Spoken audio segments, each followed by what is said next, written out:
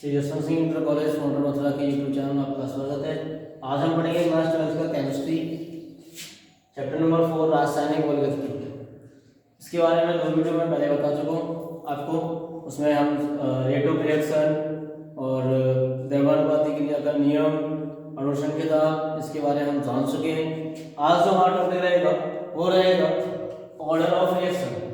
जैसा मैंने आपको पिछले वीडियो में बताया था कि नेक्स्ट वीडियो जो रहेगी वो हमारी रहेगी ऑर्डर ऑफ रिएक्शन। आज हम बात करेंगे अभिक्रिया की कोटि। अभिक्रिया की कोटि,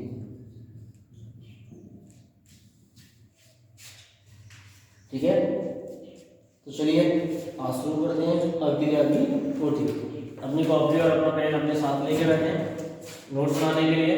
जो कुछ भी आपको यहाँ पे समझाया जा रहा है, लिखाया जा रहा है, उसके नोट्स बनाते रहे साथ के साथ, ठीक है। तो चलिए इसे समझने के लिए पहले मैं एक ले लेता हूँ example. a plus B plus C plus D कितना ले सकते हो, ठीक है। इसके बाद जो बनेगा वो प्रोडक्ट बनेगा हमारा। क्या बनेगा? प्रोडक्ट बनेगा, ठीक है। ये क्या है हमारा? रिएक्टेंट है, अभिकर्मक, ठीक है। तो अब इसके हम लेते हैं मोलों की संख्या। जैसे ए का स्मॉल ए ले लिया, बी सी, यहाँ पे आप नंबर भी ले सकते हैं 1 2 3 4, कुछ भी ले सकते हो आप, ठीक है। तो समझने के लिए यहाँ पे हमने ए बी सी ले लिए, ठीक है। तो इसको सबसे पहले हम करते हैं द्रव्यानुपाती क्रिया के नियमानुसार। द्रव्यानुपाती क्रिया के नियमानुसार, जैसा कि मैं आपको पिछले वीडियो बता चुका हूँ। द्रव्यानुपाती क्रिया के नियम क्या होता है? R directly proportional active mass of A, active mass of B, active mass of C. तो इसके लिए हम क्या करते हैं? डायरेक्ट बढ़ा देते हैं। आर बराबर कि active mass of A into active mass of B into active mass of C, ठीक है। और ये क्या होगा? इसमें क्या होता है?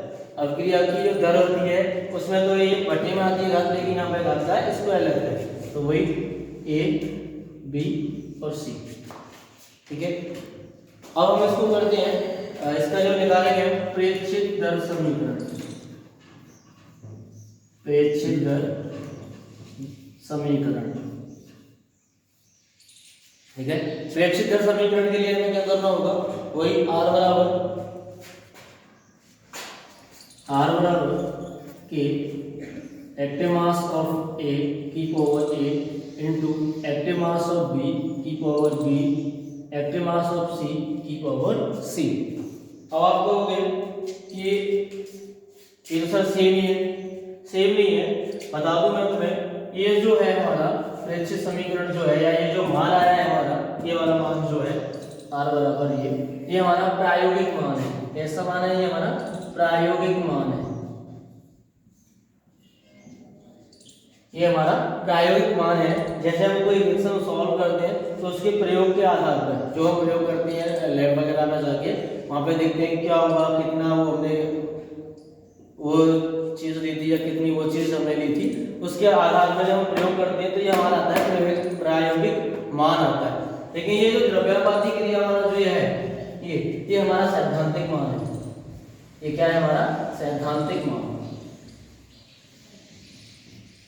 अच्छा, सैद्धांतिक मान जो है वो इसके अकॉर्डिंग चलता है, रिएक्शन के अकॉर्डिंग होता है, ठीक है। और ये क्या है? हमारा प्रायोगिक मान है, ठीक है। जो प्रायोगिक मान आता है उसे हम बोलते हैं ऑर्डर ऑफ रिएक्शन अभिक्रिया की कोटि। इसे हम स्मॉल एन से प्रदर्शित करेंगे। वैसे इसके लिए कोई सिंबल नहीं होता है, लेकिन यहाँ पे हम समझने के लिए हम स्मॉल एन लेंगे, ठीक है। और तो स्मॉल एन बराबर क्या होगा ए प्लस बी प्लस सी। जो खाते हैं ए बी सी, ये खाते क्या होती हैं? आपस में जुड़ जाती हैं। ये खाते क्या होती हैं?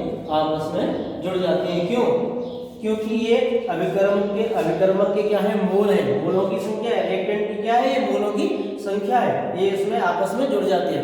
अच्छा, एक चीज बता दूं मैं यहाँ पे, ये जो है n बराबर a प्लस बी प्लस सी, हम इस फॉर्मूले पे काम करेंगे जब हम निकालेंगे अभिक्रिया की कोटि निकालेंगे, तब हम इस फॉर्मूले पे काम तो करेंगे, लेकिन एक सी ध्यान रखना, ये जो रिएक्टेंट के मोलों की संख्या के बराबर हो भी सकता है और नहीं भी हो सकता है, बराबर भी हो सकता है और नहीं भी हो सकता है।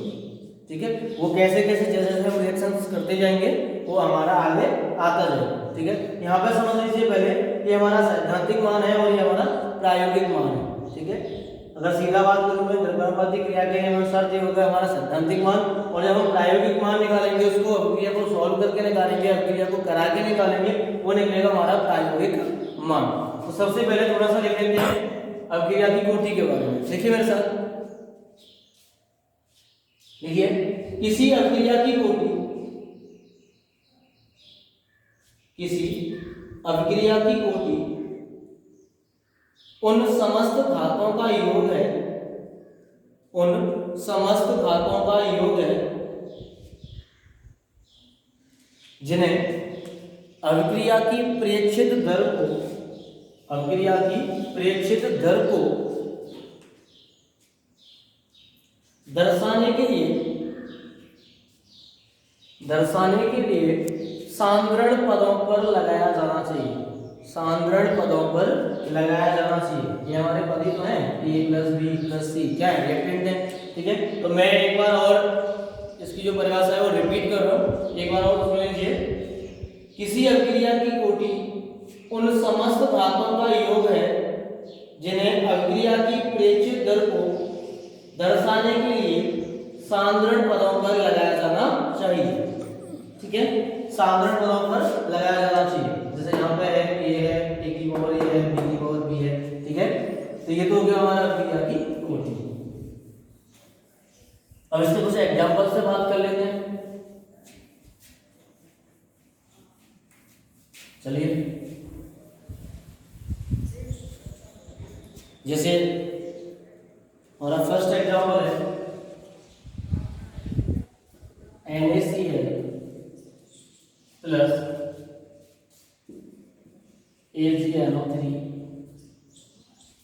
क्या होगा, AgCl प्लस NaNO3। ठीक है, ये हमारी क्या है, बैलेंस रिएक्शन है। कौन सी रिएक्शन है, ये हमारी बैलेंस रिएक्शन है, और अभिक्रिया की कोटि हम बैलेंस रिएक्शन पे ही निकालते हैं। ठीक है, तो इसके लिए देखिए दो चीजें हैं हमारे पास, according to law of mass action, mass reaction अभिक्रिया की दर किसके, द्रव्यानुपातिक क्रिया के आधार पर। तो देखिए द्रव्यानुपाती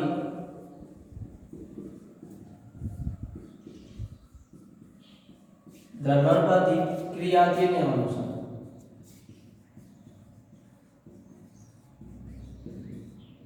द्रव्यानुपाती क्रिया के नियमानुसार, तो द्रव्यानुपाती क्रिया के नियमानुसार क्या होगा, R बराबर के active mass of NaCl into active mass of AgNO3। ठीक है, ये तो हो गया हमारा द्रव्यानुपाती क्रिया के नियमानुसार। ठीक है, उसके बाद हम बात करते हैं rate law, according to law of rate या दर नियम के अनुसार। कौन सा दर, अभिक्रिया की दर, जो मैं आपको इससे पिछले वीडियो में बता चुका हूँ। दर नियम के अनुसार और क्या था, वही R बराबर के active mass of NaCl into active mass of AgNO3। ठीक है, AgNO3। ठीक है, अच्छा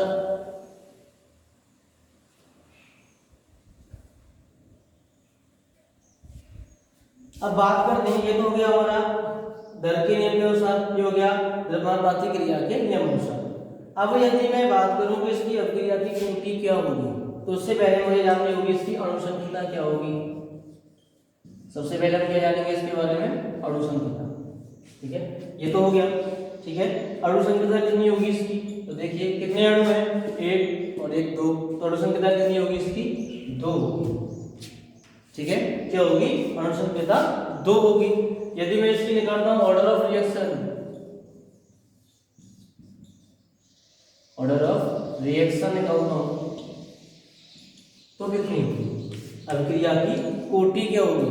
तो देखिए यहाँ पे ऐसा लिखा था मैं NaCl और AgNO3 दो ही है हमारे पास, दो रिएक्टेंट है, तो दोनों की पावर कितनी है, इसकी पावर 1 है और इसकी पावर 1 है कि नहीं। और गुणा में आता क्या होती है, जुड़ जाती है, तो इसकी पावर 1 और इसकी पावर 1 तो कितनी होगी 2। तो इसकी अभिक्रिया की जो ऑर्डर ऑफ रिएक्शन आएगा वो कितना आएगा 2 आएगा, किसका NaCl प्लस AgNO3 का, ठीक है। ऐसे ही नेक्स्ट एग्जांपल ये नोट कर लीजिए पहले, चलिए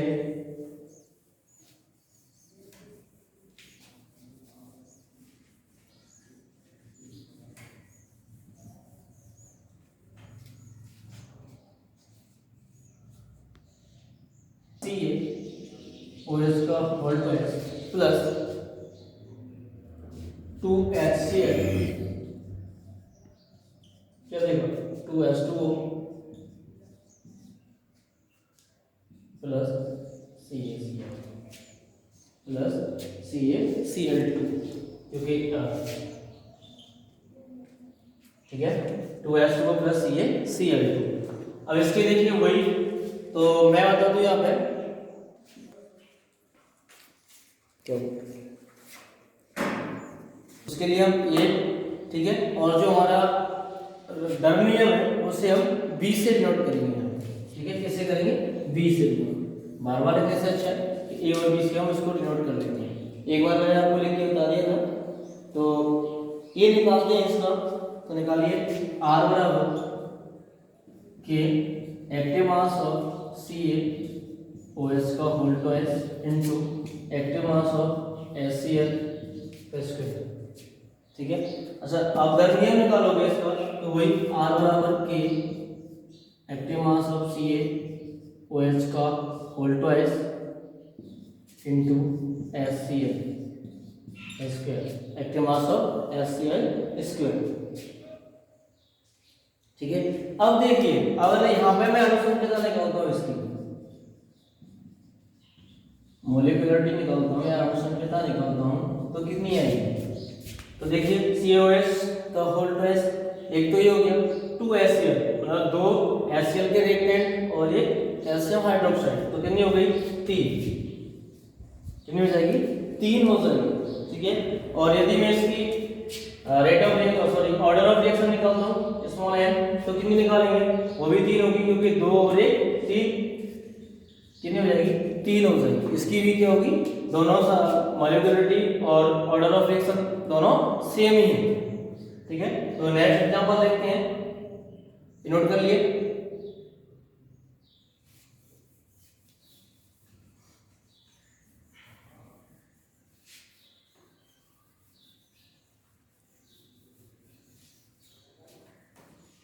एग्जांपल नंबर 3,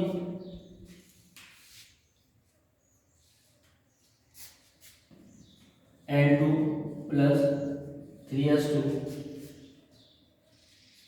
gives 2NH3, ठीक है। तो ये जो रिएक्शन है वो किसी न किसी उत्प्रेरक की उपस्थिति में होती है, तो उत्प्रेरक वो होगा वो आयरन, ठीक है Fe, और उत्प्रेरक को जो प्रभावित करेगा या उकसाएगा उत्तेजित करेगा वो होगा हमारा मॉलिक्यूल, ठीक है M, ठीक है। लेकिन हम यहाँ पे आयरन की उपस्थिति में अगर इसको हम कराते हैं अभिक्रिया को उत्प्रेरक की उपस्थिति में, तो वही ए के लिए मैं क्या लूंगा यहाँ पे R बराबर के active mass of N2 into active mass of H2 की पावर 3, ठीक है। लेकिन यहाँ पे जब मैं लूंगा R बराबर के B के लिए, दर के लिए क्या लूंगा मैं R बराबर के इनटू N2 की पावर 0 और H2 की पावर 0। जब इसकी पावर 0 हो गई तो क्या बचेगा मेरे पास, सिर्फ K बचेगा, क्या बचेगा K बचेगा, स्थिरांक बचेगा। अब आपका होगा सर यहाँ पे तो आपने इसका क्यूब कर लिया और इसका एक पावर है, तो इसका भी यहाँ पे होना चाहिए था सेम, जैसे पिछले 2 एग्जांपल्स थे हमने उसमें देखा था। लेकिन यहाँ पे क्या होता है, जो उत्प्रेरक जो होता है उसकी वजह से यहाँ पे शून्य है, इसकी जो घात है वो शून्य है, इसकी जो पावर है वो शून्य है, इस वजह से क्या रहेगा यहाँ पे सिर्फ के रहेगा। ठीक है, तो इसकी अगर मैं मॉलिक्यूलरिटी निकालता हूँ अणु संख्या तो कितनी होगी, देखिए 3 हाइड्रोजन और 1 नाइट्रोजन, कितनी होगी 4। ठीक है, अणु संख्या कितनी होगी इसकी 4 होगी, लेकिन मैं इसकी निकालता हूँ n, ऑर्डर ऑफ रिएक्शन निकालता हूँ, तो वो कितनी होगी 0। क्यों, जब कोई इसका मॉलिक्यूल ही नहीं बचा हुआ तो क्या होगा, 0 ही तो होगा। ठीक है, तो बता दूं ये तीनों एग्जांपल ऐसे हैं जो कहीं ना कहीं किसी न किसी वर्ष आपके एग्जाम में आए हुए हैं। ठीक है, जरा ध्यान देना। आप देखिए क्वेश्चन कैसे आता है एग्जाम में, वो बताता हूं आपको। यदि क्वेश्चन ऐसे आएगा, ये दिया होगा आपको रिएक्शन, बैलेंस रिएक्शन है, बैलेंस करके दी हुई होगी आपको, और या तो इसके साथ फिर ये दिया होगा तुम्हें, तब पूछेगा इसके अभिक्रिया की कोटि निकालिए या इसकी अणु संख्या निकालिए। ठीक है, यदि ये नहीं दिया होगा, ये नहीं दिया होगा, डायरेक्टली ये दिया होगा, तो फिर पूछेगा आपको कि इसकी अणु संख्या और ऑर्डर ऑफ रिएक्शन निकालिए। तो क्वेश्चन कैसे भी आ जाए, हमें उसके लिए तैयार रहना। ठीक है, तो आप समझ में आ गया होगा कि क्वेश्चन कैसे आएगा और कैसे हमें उसका जवाब देना है, कैसे आते हैं क्वेश्चंस और कैसे हमें उसका जवाब देना है। चलिए फिर आगे बढ़ते हैं।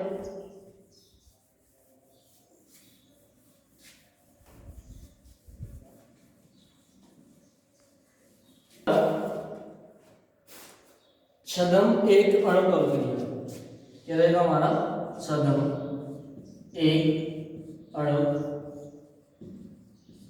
अभिक्रिया। Pseudo unimolecular reaction, pseudo unimolecular reaction या छद्म एक अणु अभिक्रिया। ठीक है, तो इससे समझने से पहले दो लाइन लिख लीजिए, उसके बाद इसको हम आसानी से समझेंगे, आराम से समझेंगे। देखिए कुछ रासायनिक अभिक्रियाएं ऐसी होती हैं, कुछ रासायनिक अभिक्रियाएं ऐसी होती हैं जिनकी अणु संख्या 2 होती है, जिनकी अणु संख्या 2 होती है,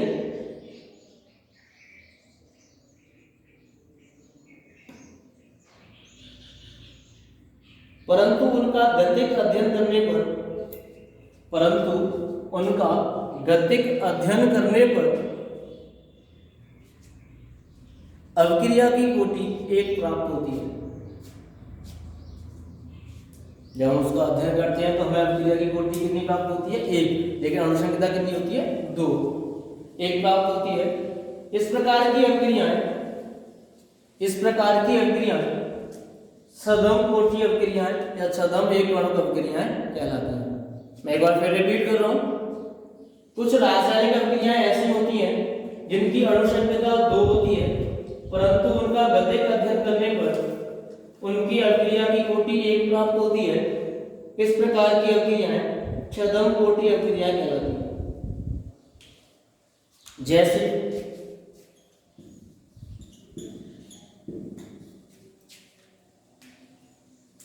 CH3 COO C2H5 किसी एसिड की उपस्थिति में होगी, तो इसको हम गर्म करेंगे, सॉरी, प्लस H2O, ये रहेगा हमारा आधिक्य में, मीन्स ये अधिक रहेगा, इसमें जल क्या है, अधिक रहेगा, ये किसी एसिड की उपस्थिति में रहेगी। ठीक है, तो क्या बनेगा,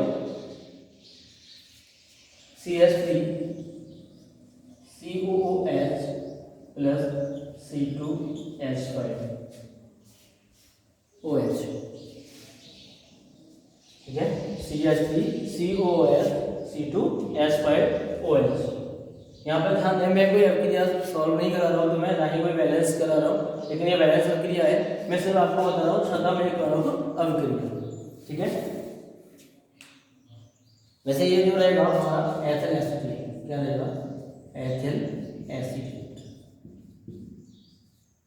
ठीक है, अब वही अगर इसका हम ए निकालते हैं तो R बराबर के active mass of CH3 COO C2H5 into active mass of H2।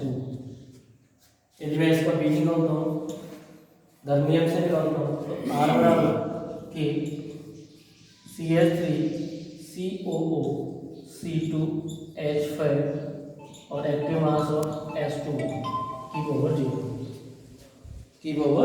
0 ठीक है। अब आपको हो गए तो क्या बचेगा यहाँ पे बराबर में K बचेगा active mass of CH3COO C2H5 ठीक है, active mass of CH3COO C2H5। लेकिन ये 0 हो गया। अब 0 क्यों हो गया? क्योंकि इसमें जो है जल जो है वो अधिक है, ठीक है, जल जो है वो अधिक है। जब इसको जल के साथ ये एसिड को करते हैं, जब उसको हम गर्म करते हैं तो जल गर्म होता है, लेकिन जो जल है वो इतना अधिक है कि इसके अणु टूट जाते हैं और टूट के बिखर जाते हैं, लेकिन जल पे कोई प्रभाव नहीं पड़ता। इसके लिए मैं तुम्हें एक उदाहरण देता हूँ। जैसे मैं एक गिलास पानी लेता हूँ,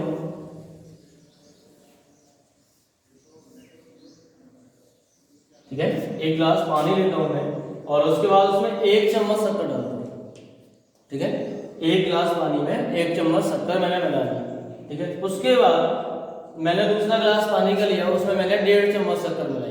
तो आप दोनों को चेक करोगे तो क्या फर्क पड़ेगा?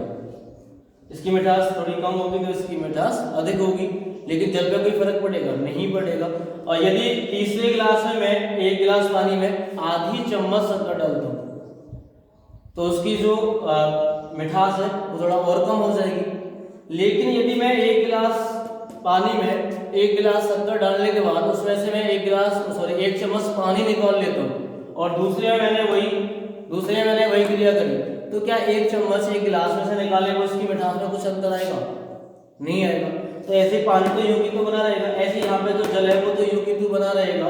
इस वजह से इसकी जो पावर है वो 0 होगी, क्योंकि वो अधिक है और ये जो हमारा एथिल एसिटेट है वो कम है। हमें रिएक्शन इसकी रिएक्शन इसके साथ करानी है, लेकिन इसके आधिक्य में, ठीक है। तो इस वजह से अब मैं इसकी यदि मैं देखता हूँ इसकी मॉलिक्यूलरिटी अणुसंख्यता कितनी होगी, इसकी जो अणुसंख्यता होगी वो कितनी होगी? देखिए 1 और 1 2, लेकिन इसकी मैं n निकालता हूँ, कोटि निकालूंगा क्रिया की कोटि, तो वो कितनी आएगी? 1 आएगी, ठीक है, वो कितनी आएगी? 1 आएगी। तो ऐसे बहुत सारे एग्जांपल्स हैं आपकी किताब में, आप जाकर उन्हें सॉल्व करें और कोई नहीं होते हैं तो कमेंट बॉक्स में कमेंट करें और ये अपना नोट्स वगैरह तैयार रखें अपने और उन्हें लर्न करते रहें और धीरे धीरे बढ़ते रहें। आगे बढ़ेंगे फिर हम शून्य कोटि अपक्रिया और प्रथम कोटि अपक्रिया, द्वितीय कोटि अपक्रिया, ये सारे हम सॉल्व करेंगे अगली वीडियो में। तब तक के लिए थैंक्स।